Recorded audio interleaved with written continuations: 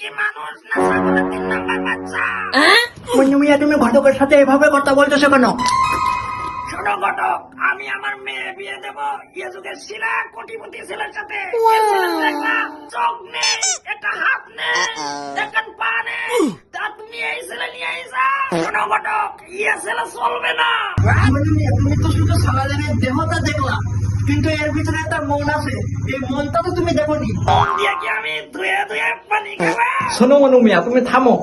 এই ছেলের একটা হাত না থাকতে পারে, একটা চোখ না থাকতে পারে, একটা পা না থাকতে পারে, কিন্তু এই ছেলের আছে পেট্রোল ব্যবসা।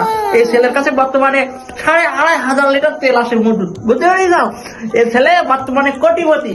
শোনো ঘটক, আমি রাজি, মেয়ের মা রাজি, মেয়েও রাজি। শোনো, শুভ কাজে বেশি দেরি করা যাবে না। চলো, তুমি আর আমি ওই কাজী ডেকে নিয়ে আসি। আসো বাবু, তুমি এখানে বসো, ঠিক আছে? শুভ কাজে বেশি দেরি করবো না, তোমার সাথে আমার মেয়ে বিয়ে দেবো। আমি রাজি।